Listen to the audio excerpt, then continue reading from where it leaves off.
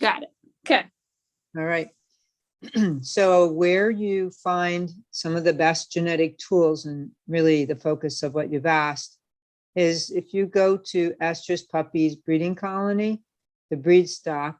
Alternatively, this IWDR over here takes you to what's called the quick links, or also common pages, but quick links is what we've been calling them.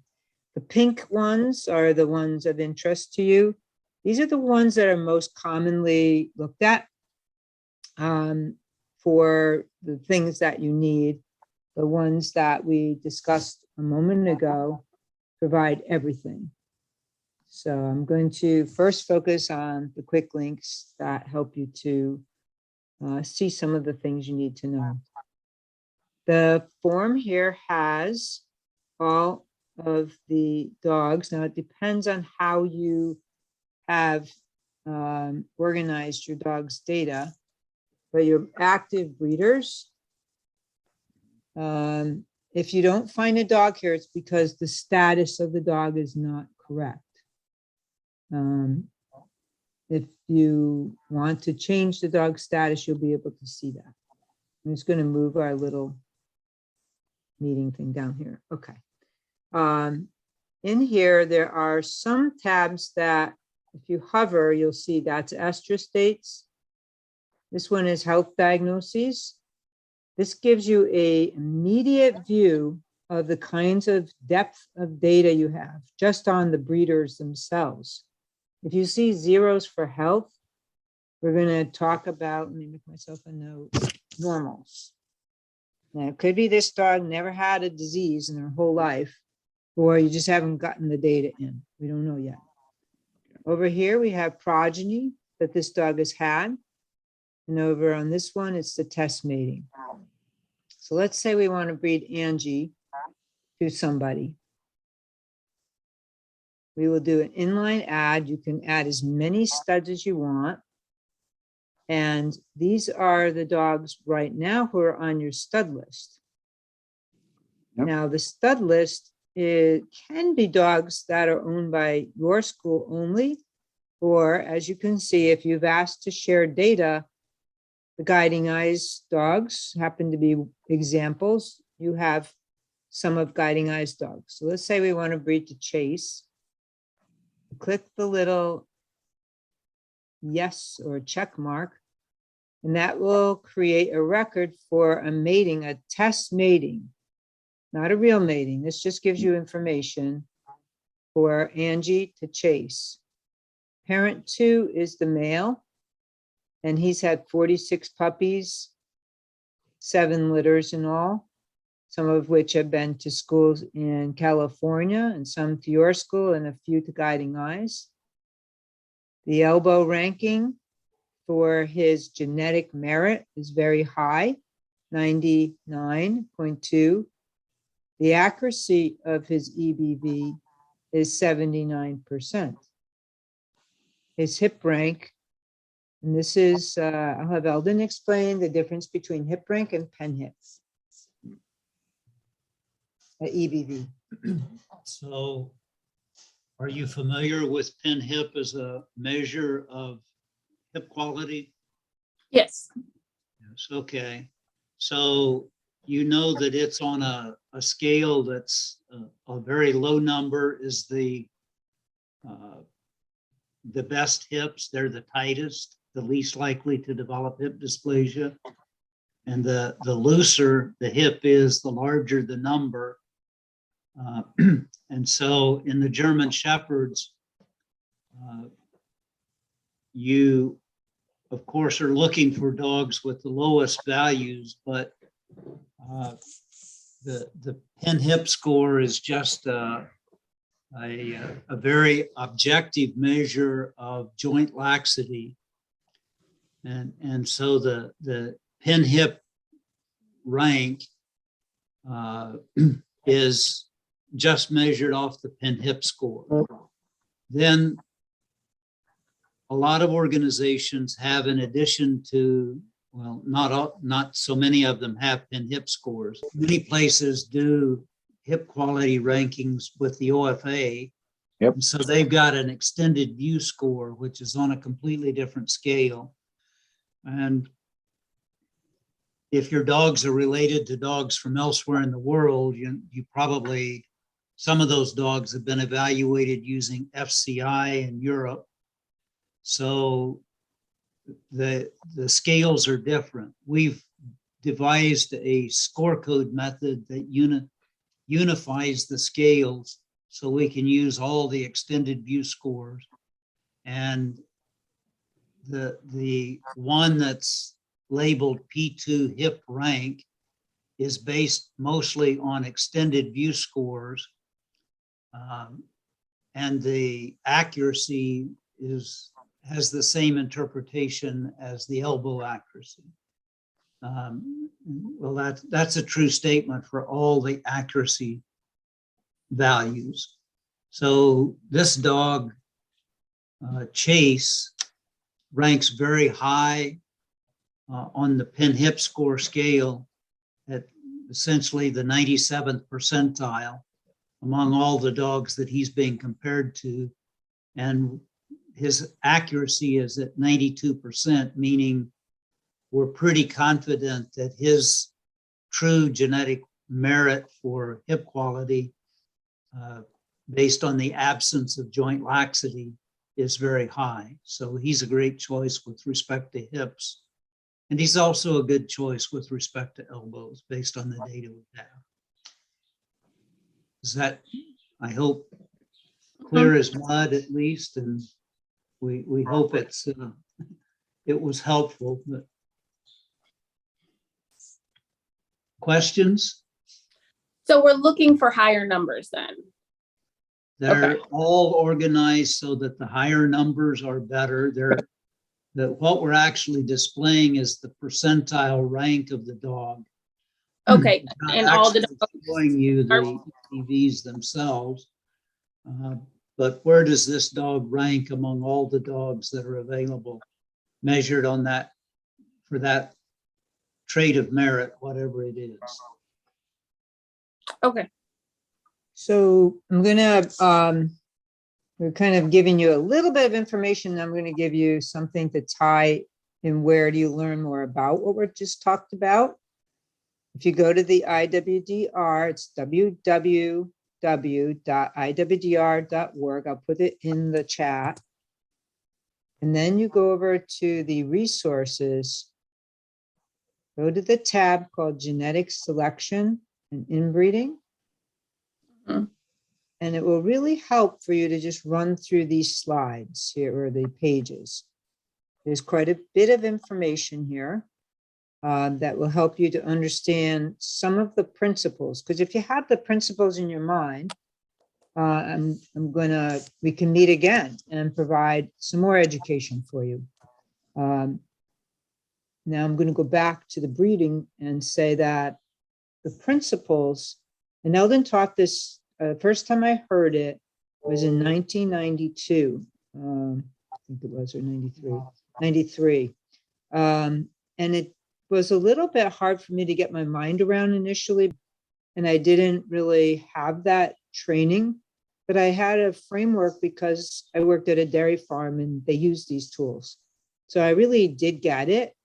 And I was terribly disappointed to find out that all of our data wasn't in an electronic database like IWDR, and we didn't even have a database. And I didn't have the ability to implement this until we build our own database. Now, you're lucky about that. Where you're lacking to move forward with your data. So let's kind of look at your data to see how much data you have. But some of your data for which we want to do EBVs, you don't have information in IWDR yet. Now let's talk about that. And then we'll come back to other things. So the breed stock data, I'm just going to that one. We go back to your breeders active again, not the test mating. I could have just done a back key too, but I just want to keep showing you where I find these things from. So this console of information right away tells you about your dogs. These are your active females and males, I believe. Yes, yes. And you can look at how they rank and the accuracies of each of the 3 EBVs for which we have right now. That will help you when you start to make decisions. These are only your dogs, not the shared with dogs. And anywhere where you have poor accuracy, that means we probably don't have much information on siblings, parents, or progeny. And so you want to focus on where you are lacking on the traits we want to look at. We're going to talk about what traits are heritable. You can't do everything at once, first of all, don't get overwhelmed. But if you're going to use these EBVs that already exist, you want to get your data in there as quick as you can. So this is really helpful over here in helping you with knowing how good your data are. And over here, we have a little bit more information about your inbreeding coefficients, which all appear to be somewhat 0 at the moment. So that probably means that you don't have much in the way of pedigree. So if we look at your dog's pedigree, first, so I'm going to back up and show you where I went to. Over here, where it says view record on this little magnifying glass, you go to 5 gen. And you can see that your pedigrees are kind of empty. Mhm. This is really important, but make sure you don't put in junk data. Don't just make them up from handwritten, scribbled pages where you don't even know the dog's birth date and stuff. You need to create these records in IWDR. So you'd want to go to ICA and figure out who her mother is, and then enter her as a dog over here. So I'm just going to go back. I'm going to go up to the menu. You can go either to all dogs because you probably don't own her. If you do own her, you can put her in MyDogs, which is located here. But if you don't, even if you do own her, you can do all dogs. And then you do add new. And then you enter her. And then you have to go back to ICA's record. Once you've entered her, AIKA, I think, FGDF. Did I spell it right? No. S. A G instead of an S. Yeah. That's the problem. I'm not sure that, This came from your. yeah, that was one of our outside dogs. So I'm not sure she's in there. Well, if she's in, I mean, She's in there. I just didn't spell her Yeah. name right. I don't know how to spell AKIA. Okay. I just didn't spell it right. I'm typing crooked, so my computer's over on the side here, so it's making it hard for me to line up my keys with my fingers and know where to go. Okay, so this is probably going to come up with her, I hope. yeah, I think it's, Is this her? Yeah. I think that might be her. Okay, all right. You would obviously know the names of your dogs and I don't, but you would just go into her record and go to the edit. Once you've entered the mom, then you hit select, you type the dog you just entered, she'll show up over here after you type her name and click this little icon. Mhm. And then by clicking it, it sticks her name in here. Okay. Okay, so why do you need this? Because back to this instructional stuff, the key things about selection that I learned years ago from Eldon and Guiding Eyes implemented it, is that you want to select the genetically best replacement breeders. So your young dogs who you're considering, of all the puppies in your puppy program, as they're coming along and you have enough data, you want to go through with that and look at them. And we have a place in IWDR to show you that. So the selection of the superior dogs, you use EBVs to tell you that for the things you have EBVs, and for the other, we're going to use BCL data summaries. If you don't save a dog for breeding that's better than the parents, or at least better than in general your EBVs of the dogs from before, who are you replacing, then you're going to go downhill instead of Yep. forward. And Tommy's put many things in place since you had a breeding manager who didn't understand those principles and wasn't willing to learn it. But it's not that hard to learn because we have these tools in IWDR, which might help to answer the question that Tommy, you posed, is what do you need? We're willing to provide some help. If it starts getting extensive, we could look at what we can do to provide. But education is something we do provide in these general ways, and we can see where you have the gaps. The second is who mates with whom. You want to be sure you're not doubling on genetic problems. So you need to be sure you have all your genetic test results in as diagnoses. And then you can see that when you're making mate decisions. Don't put two dogs who are carriers or together, because you'll produce an effect. That is the answer for most of these, but not true for some of the iffy stuff. Clover would also be very willing, I think, to help you with some of the genetic test questions. What do you do if whatever? And then the mate choice will genetically improve the target traits, keeping in mind what you're breeding for the whole dog. So you want to breed to the lowest inbreeding coefficient. And then I'm going to show you that. So if I go back to our breeding stock again, I'm just going to do the quick link now just to get you there fast. And we put in ICA, AKAI, I think is it? No, IA.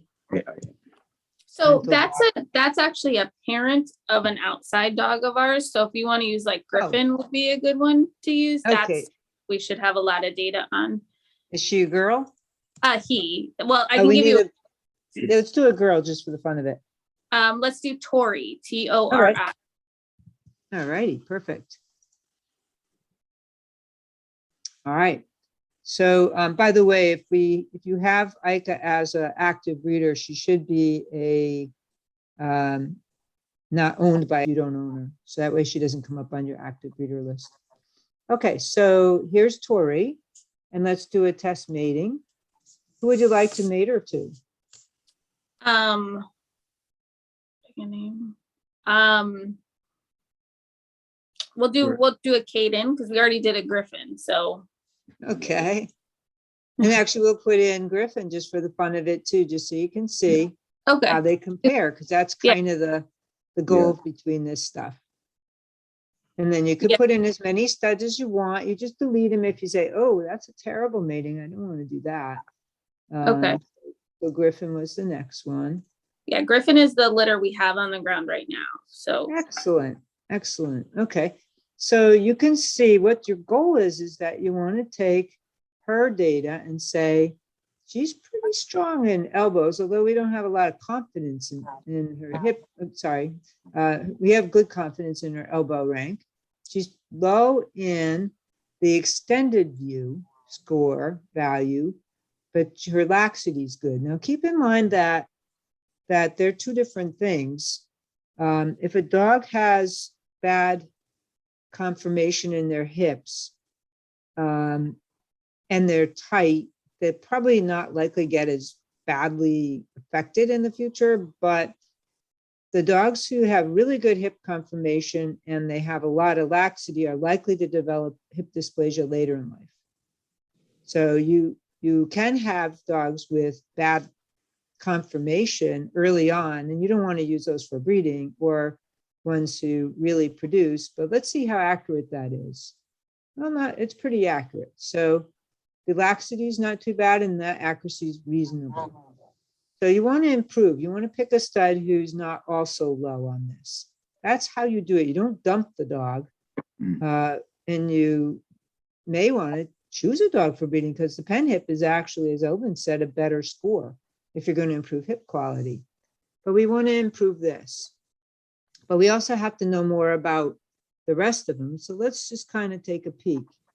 We're going to go here on the little magnifying glass. And it gives you a really lovely console. I'm going to just make it a little wider and a little longer, so we can see more, and then raise it up as high as I can. And you can compare parent 1 to parent 2. Parent 1 is Tori. You could do this the opposite way for Griffin, being the dog in focus, but usually you're trying to find a mate, a male mate for your female who's in heat. So that's why I did this logically. And you got a winner here on this. How did you do here? Very good. You improved that, whether you knew you were doing that or not. In the likely EBV of the offspring is the difference halfway between these two. So if you said 71 minus 17 divided by 2 and add that to 17, that's going to be about where the offspring are going to be until you get x-rays on them all. Does that make sense? Mhm. Your goal is just simply to move it up, up, up. And in 2-3 generations, it's like really logical how you can do this. And it's a great tool. So the skin, so for some things that we don't have much data, and you have no effective progeny, and by screen, that means you have enough information that says, you know, that there's data. So you're not lacking in total data there, which is great. We just want you to know what the dog's own skin score is and the age that the dogs were last evaluated for having any kind of diagnoses in there. That gives you a feel like how old were they when they had their elbows done? Well, 12 months is pretty young and dogs can change. So you don't want to have, you kind of would like to redo your breeding stock when they get to be 3 years old. Yeah, we changed this now. We're doing it at least when they are 16 months old now. We moved from Excellent. 16, Yep. yeah. So you might want to query your dogs at some point to say, how many breeding stocks still are on like the old system and need to be updated? Because the last thing you want to do is have your EBVs are going to be wrong if your phenotypes are wrong. This is called a phenotype. That's the diagnosis. And if for some reason it was 0 and fine at 12 months, but now at whatever age, it's dysplastic, that's going to make her EBV go way down, or at least down. And then you need to find a mate that's going to help you go up. And it's not only her EBV, it's her EBV of the new progeny that are in your puppy program. This is why data is really important. And we just have to focus on what are the things that really matter. So here's, if you want to dig down into some details, this is parent 1's details, what you know about her. You are using your normals, so that's a great thing. And this is parent 2. Remember, if you forget who parent 1 and 2 are, you just go to the top. And then you can say, what I usually do is I look at these score codes. So this is really good. All 5s. Yeah, 5 is good, yeah. Yeah, very good. Yep. Yeah, no problem at all. And then down in here, you got estrus states, which is good. You're putting them in. And progeny sires. So now you can take a look at how are the progeny doing in general. And you can make this either wider, which is kind of useful. And you can just take a peek and say, how deep is my data? Now, maybe too young, perhaps, or stillborns or whatever. So you might want to do your status detail and change the order of that. So they're in puppy raising mostly. So you're not going to get much data from them, right? They're just about 6 5, months, 5, 5, 6 6 months, months yeah. now. So Yeah. So you're not going to get much data yet, but what's so good about an EBV is that it tells you if you put the depth of data in, whatever you've got, then it's going to tell you and predict with the accuracy that Eldon described earlier. It's going to predict how useful that dog may be to improve your colony based on your goals. So it's pretty straightforward. Here's the progeny of the dam. You can get a feel for them. These are the litters that the sires had, and you can go into these tabs and dig down further, but we won't do that in detail. But you have a lot of stuff at your fingertips all organized for you. Now, if you want to go back to this height, And then over here, see this little tab? Let's say you put in 5 potential studs down here at the bottom, right? You can click and it's going to change from Tori and Griffin to Tori and Caden. And you could do the same thing and review how that looks to you. So you can study and decide what mate do I want to pick. Okay? Does that Okay. kind of make sense? Yes. All right. Now we're going to go to from here to say, we mentioned your young dogs. Over here, are your young dogs. They're called candidates. Basically, it's a list of all dogs that haven't been neutered that are in your puppy program. Okay. You go down to the bottom, and obviously you only have one breed. And we do have dogs that are in breeder evaluation also. I should have mentioned those. And the puppy raising active are the ones you would likely use. You wouldn't use a release dog. Mm-hmm. And you can put them in order and then decide that you want to use them for breeding. So if you click this edit, you can decide, this is just you're considering for breeding. So we give you 3 choices. No, I definitely don't. I'm unsure. Maybe I do. And yes. So if you definitely don't, as you go through your young dogs and say, young dogs meaning the dog's getting ready for training, maybe Mm-hmm. like, let's see, what age do you bring them in for training? 16 months, you said? Yeah, 16 to 18 months. So we usually do it 3 to 4 months before they come in for training. So you can look at this pool of dogs, assuming you have lots of litters. And then we'll go through and change it and decide. But if some litter has a terrible problem and there's just no way you want to breed anybody from it, you can make it be no, but it all comes up as a no to start with. And you can see all his information. Mhm. You can see their EBVs. So usually what I do, and I'm using this tool, is I got to add the health score on here too, because that's missing. Let me write myself a note to do that. We've just added a new function. Health score, IWDR to the candidates. So what I'll often do is we have the advanced search.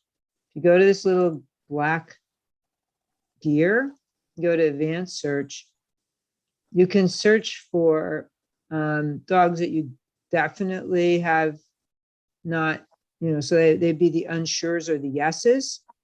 And then you could also say, I'm only going to look at the boys first. Or you can also decide, I'll have the health score on here. You can say, I only want health scores that are 4s and 5s. Where I definitely don't want the 1s and 2s. You can maybe take the 3s. And then you can narrow your list down to whatever your criteria are that you're looking at. And then you'd say search. And the basic plan is that you would go through and identify who you're considering for breeding and make sure that you're keeping what they call genetic diversity. So genetic diversity is that you're not keeping all of Timber's children because you love Timber. He's just such a fantastic stud. And then you end up with everybody being out of one dog. And you also have to make sure your matings are not done all to one dog either, which doesn't appear that you're doing that. To see all dogs in that list, you just simply go over here and click all. That way they're all present and you can kind of study them. Another thing a lot of people do is they click this little clicker. Oops, that's not the one I wanted. Let me just go back up. Okay. Click the little checkbox right here at the very top on the row of the labels. Go back to your gear, export that, and choose Excel, formatted values, click export. It's going to go to my computer, not yours, but obviously you can repeat this when you get doing that. You can do it with your breeding stock too, so no problem. We're gonna go to downloads, and there's candidates as of today. That's nothing here. There we go.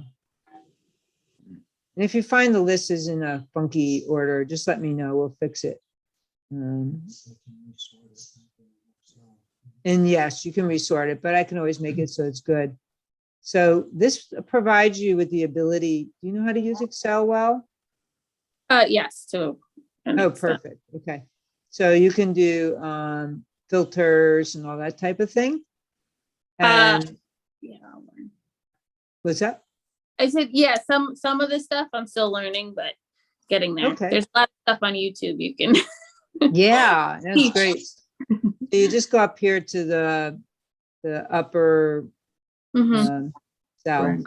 and then you do data, and then you do filter, and that allows you to set parameters where you want to see any value that's greater than a certain amount or less than a certain amount. Usually what Madeline and I do when we were working together is to use the field that we want the dog for breeding and change it and highlight it in a color like, red. We want to go in and edit it. We don't change it right there. We actually edit by doing the color of red, green, and yellow. And that just helps us. But we color some of this stuff to say, well, this dog has I last. Let's see what that is. So the last I score on that dog, I don't know. You want to dig down and look to see why. But they have ones. I don't know what that. Oh, that's the age. Sorry, never mind. But if you saw a score that was really low, then you'd want to think about it and look and see what that Yeah. was, and so forth. Okay. The BCL data. What I found on your dogs is I didn't find much BCLs. So you asked the question, should you be doing more? And it depends. Personally, I'd say, yeah. We have found that, and we're working on genetic models that provide EBVs on traits when they use all the data of the dog over different time periods, assuming it's correct, scored and really represents the dog, then we have been able to make a lot of progress in all the health and behavior traits both. But together, if you're doing BCLs on at least 4 months old, but I'd at least recommend if you do 4 months, ideally you do 4 months, 8 months, and 13 months. Okay. But if you can't do that, do whatever you can do, but 4 months has been the most informative. Okay. Now, you don't have to always get the whole litter at, let's say you have 2 litters and they're big and you can't do everybody at 4 months. You just basically go out and do Windsor walks with them. So And, can you do like the walk and talks as their 4 months, or does it need to be like everyone brought in and do it in the room? no, 1 dog at a time. Okay, yeah, but it can be out and about. It doesn't have to be Needs in to a be. sterile environment. Okay. Yeah, Has to actually, you be. don't want to do a GD Bart Oh. test. Okay. Not a bug test, Yeah. just Yeah, one. you really Oh. want the real life situation, and be sure you cover all the stuff, or at least find out if you trust the raiser, how the dog's doing and everything. Like, you don't have to take the dog for a ride in the car if the person, you say, well, how's the dog, when you came over here? Did she lay down and, wherever you tell them to in the car? Or was she running around the car, barking at everything, or salivating and throwing up, or whatever? So you could ask questions you can trust, but I wouldn't ask somebody to interpret the dog's emotional state, for instance. Okay. Yep. Okay, so that will really help you, and that starts to come into what's heritable. Let me go back to our agenda so I've stayed on track here. And So so, now go ahead. excuse me. So when we put all that information from walk and talks, that would then populate in the EBV. Sorry, too many initials. Not EBVs yet, because we can't even build the models and create the system for EBVs until you get more data in there. And we're really hoping, because we share dogs, it'll be really helpful. If you need some extra training help in behavior checklist scoring or how to do walk and talks, just let us know and we can help you, because it really can help you to score your dogs more effectively. Just let us know. Mhm. Yeah, that would be helpful for the puppies at the park, because there's 4 trainers there, and if they are all have the same training at once, then the scores will be consistent. Yeah, maybe if 4 Yeah, of us so all come 4 down. come together. Yeah. Yeah. Yep. So, yeah, we could go up and do a few dogs, or Helen might be able to come up. Yeah. Ideally, Helen, if we can do it, but we'll work it out. Walk and talk, BCLs at 4, 8, 13 months. But, at least 4. Yes, we can implement that. Okay. Is most important. Okay. But I did find the 13-month was very predictive of like when I'm deciding who to keep for breeding.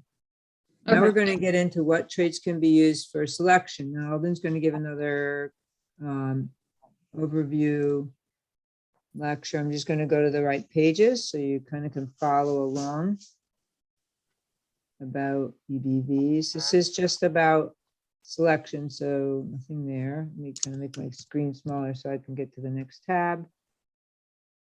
Yep, I got to go to the next area. Sorry. Here we are. Estimated breeding values. Okay, what are they? How do they help? Calculating. How to use them effectively. So maybe we'll just breeze through. I'm looking for the part on heritability. So let me just search for heritability.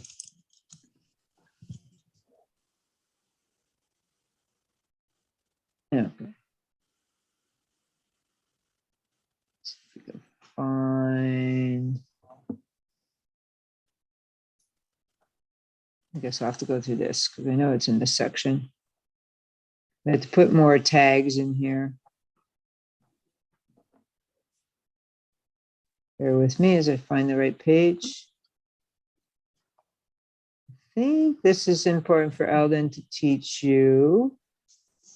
And then we'll go to the heritability part.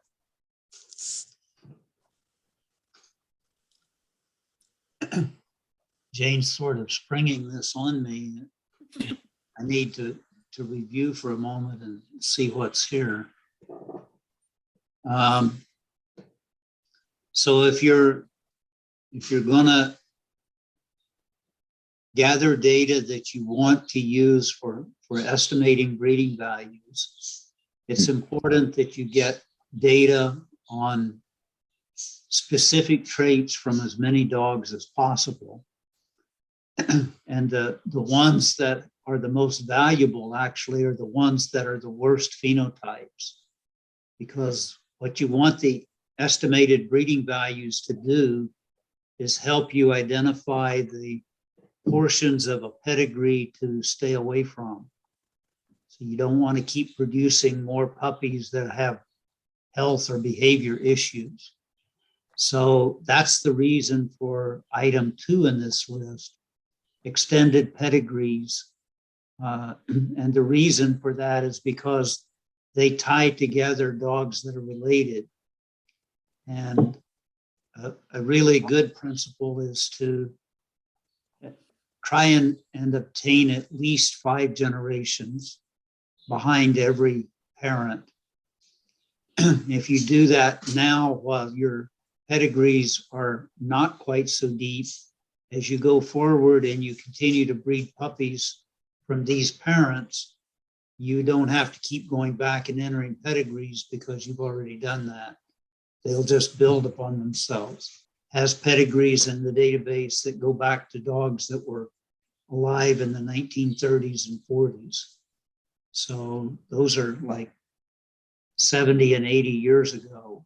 You can figure out how many generations of pedigree depth that is.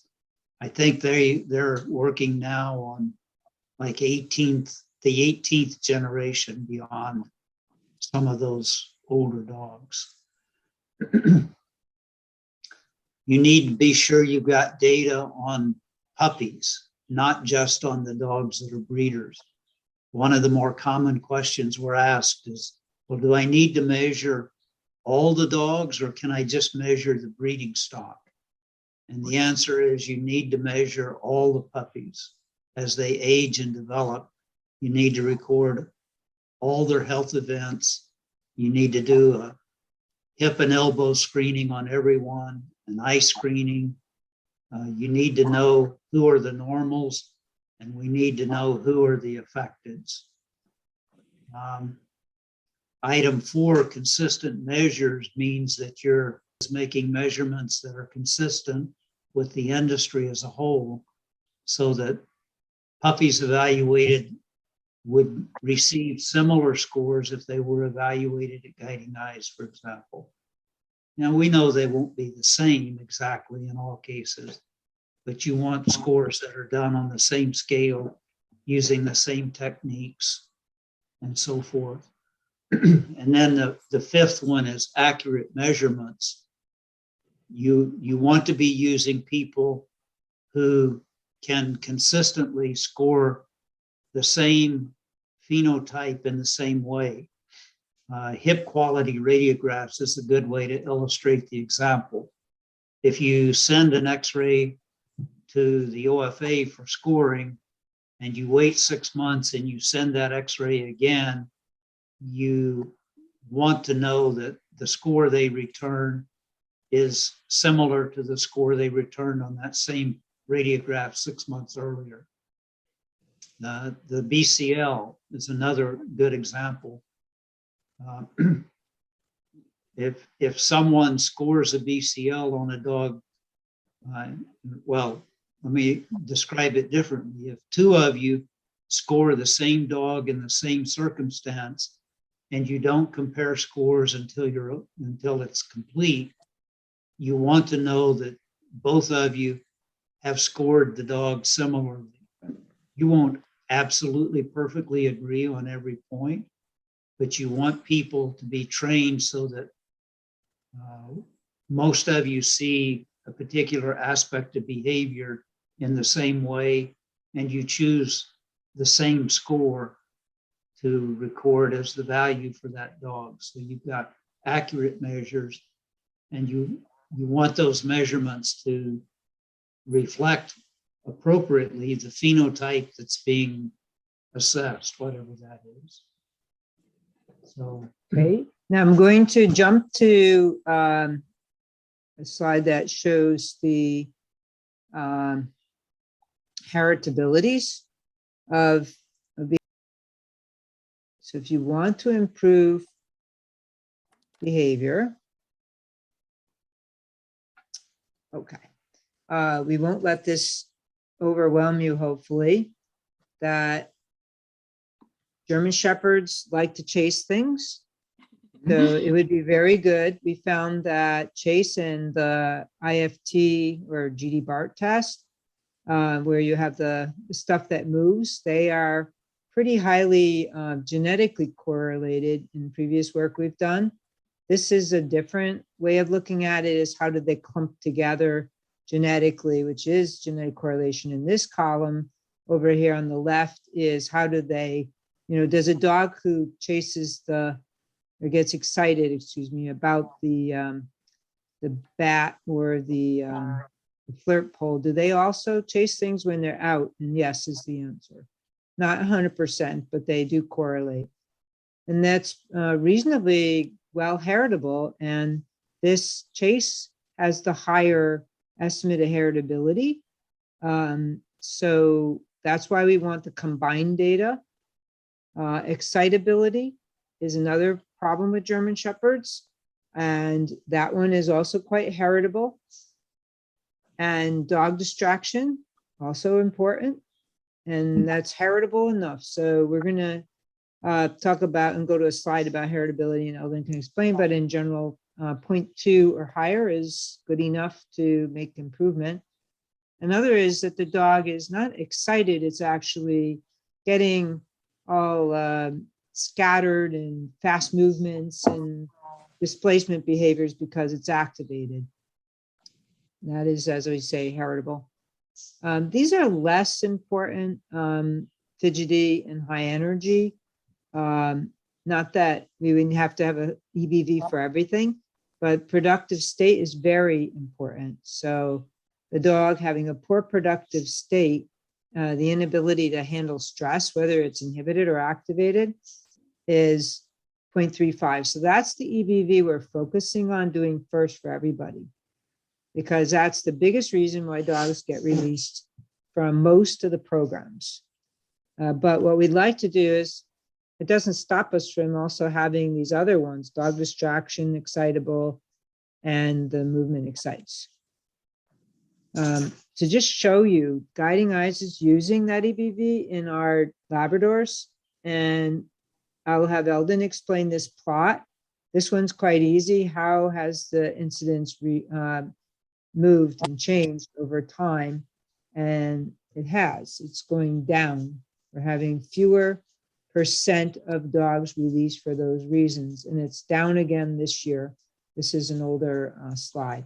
So Eldon's going to explain the box and whisker plot for you. I think I have to do escape or something, or yeah, because it is on there. So the years, there we go.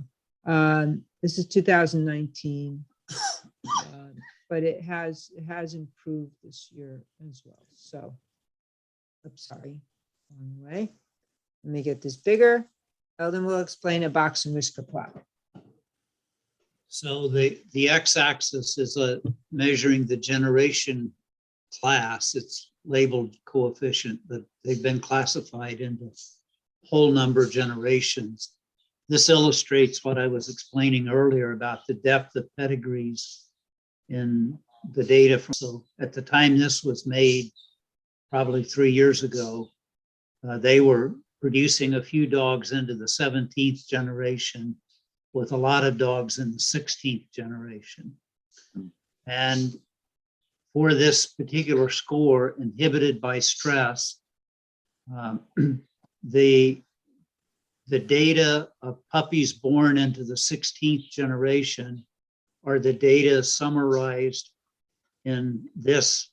This is called a box and whisker plot. And so the horizontal line inside the shaded gray background area denotes the mean score of all puppies in the 16th generation. One standard deviation above the mean and one standard deviation below the mean is denoted by the shaded box, size of the box, as it moves in either direction away from the mean.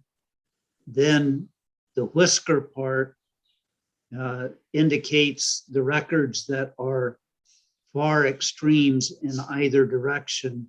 So there was at least one record that was way up here in the upper end of this whisker in the 16th generation.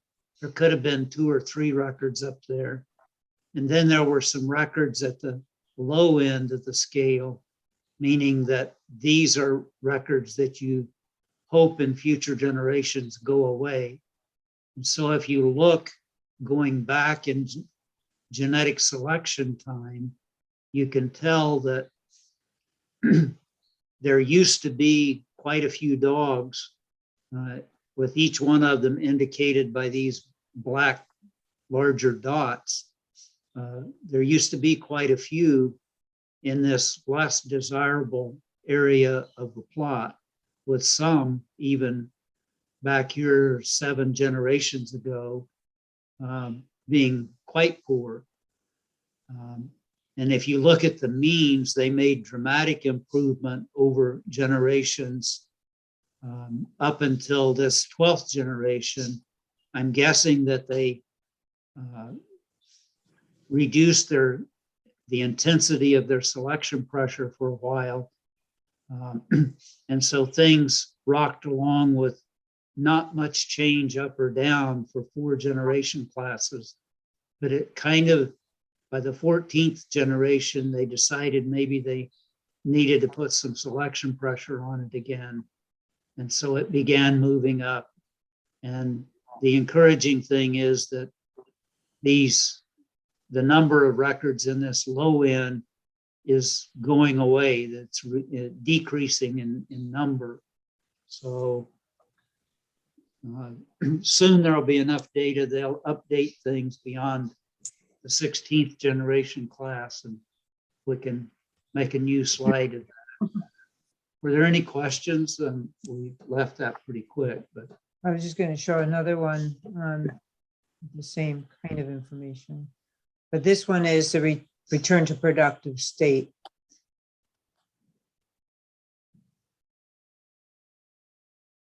Yeah, but for us here at Philadelphia, I don't think we could go back all the, or we cannot do this here, like to get this data. I don't think we have any records.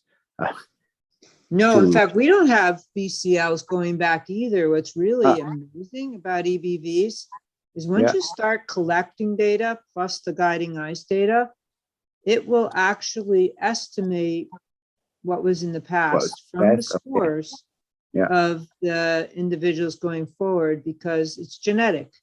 Okay. It's heritable. It's a trait that gets in part contributed by the actual genes of the dog. It's not all environment that makes it happen.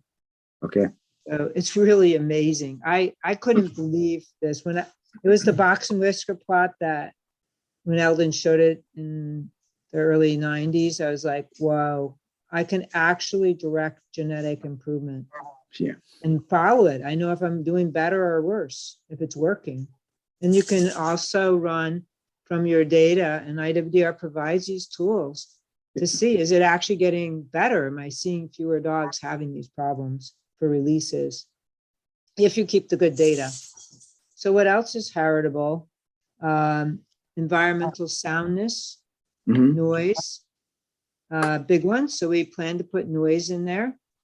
Underfooting fear, and the blowing fan, not a big deal. So we were really looking at noise and underfooting as two biggies that maybe, and shepherds don't have as much underfooting, but they do have issues, and it is heritable. And we're going to talk about heritability in a minute or two. But you can see the response to selection. We've had an EBV for this. And of interest is here, parvovirus. The puppies didn't get socialized early on. So there's your environmental influence playing a role, a huge role. Because for like a year, we didn't have what we used to have. Adaptability, kennels poorly. German shepherds are particularly bad about that. And it is quite heritable. And you don't want dogs who get thin and stressed out, because then they're not going to be able to think and learn during training.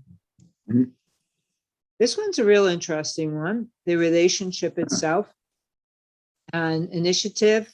We found that the dog's desire to problem solve, the more you make them less distracted and easier to handle and all that, sometimes they don't want to really work hard, which you don't want a police dog or something that will go out in military, but you also want a dog who will be good for those younger people. Another trait would be that inhibited, which we spent a deep dive on. And so if we work on initiative, I think that would be good. Initiative is not scored except in training. So be sure you're getting your training behavior checklists, at least at 2 points. 2 points are whatever you would consider about the halfway point in training. We call it preliminary blindfold. And then the final. The final might be that the dog got 3 weeks into training and it's not suitable. The final may be that it's ready for graduation. Body sensitivity, big problem in some of our German shepherds. We are moving away from it, but you don't want to ignore it. So the estimate of heritability varies according to which data are included. We found it's much better if we don't use the puppy test data. The reason why is that puppies are responding to the newness of the harness, and they're also physically developing their neurological system. You can see the genetic improvement, but it was actually going way downhill, and we were having quite a problem with numbers of releases, which is the 6%. That was like, we never hardly seen it before that. But it was there genetically. It was actually increasing over time, but we didn't measure it, do anything about it, because we didn't have a measure. I didn't even know it was happening. The reason why is because dogs who are a little body sensitive, you don't want to go too far. This is where an index comes in, which we won't cover today, but you'll read about it a little bit, but that's putting it all together. You know, you don't want to get dogs who are just, you know, not body sensitive and difficult to handle, because no client can deal with them. So suspicion of people, not so heritable, that's more environmental. Fear of other dogs, a little bit, enough that if you're having a problem, we might deal with that, but you can't select on everything, so you got to kind of improve some things at a time. So that's answering that question, and we're going to wrap with just this part by going back to the website, and then we can finish up the conversation with, like, who do you need for staff and all that. So let me just find the slides on heritability.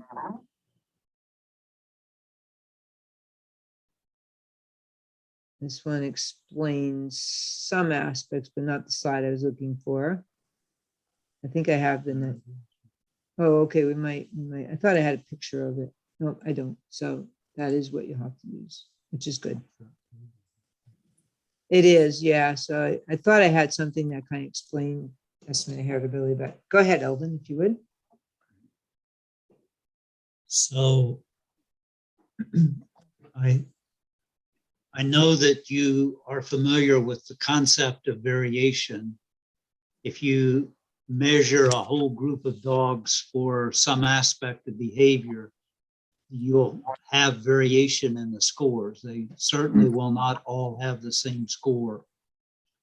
And heritability attempts to partition variation into what are the sources that produced it.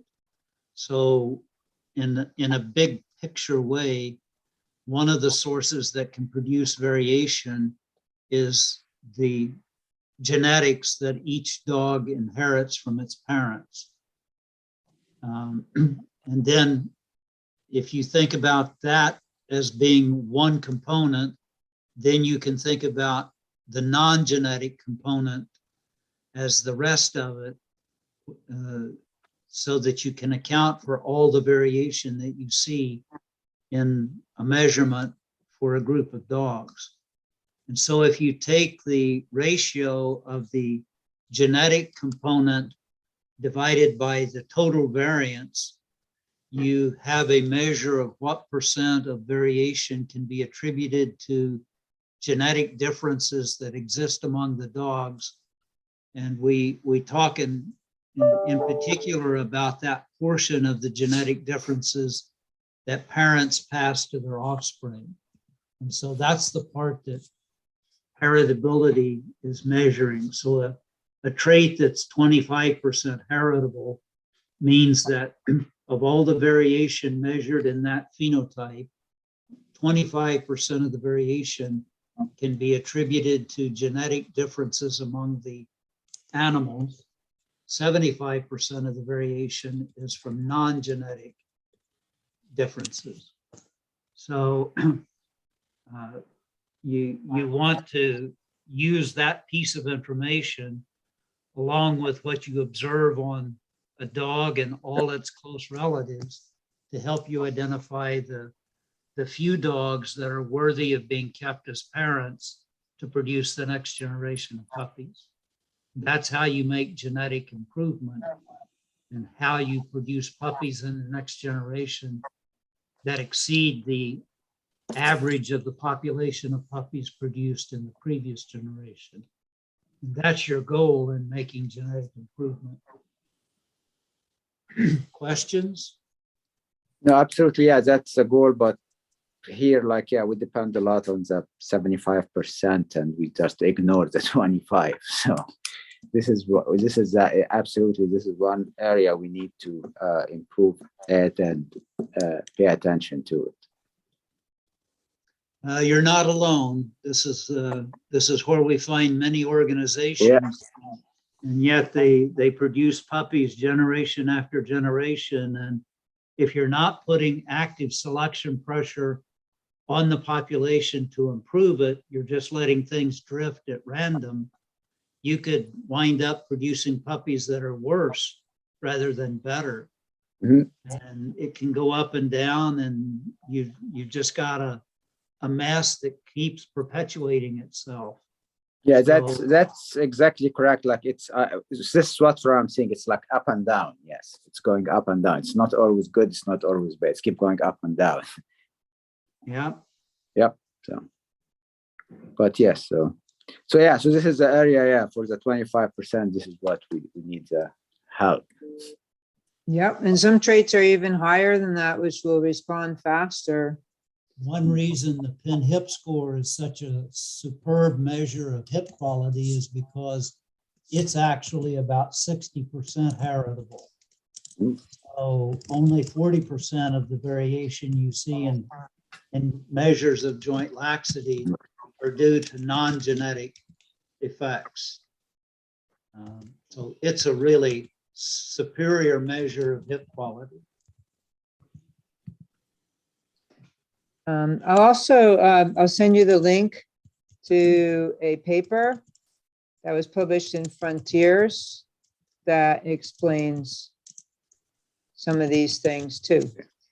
All right. Now the last part of the conversation, and how are we doing on time? We've now been 1 hour and 15 minutes. Is this okay to wrap up, or you need Yeah. another? Yeah. Okay. So first of all, do you have a production plan where you know how many dogs are lost along the way and all that? We do have a spreadsheet that could help you if you don't have that.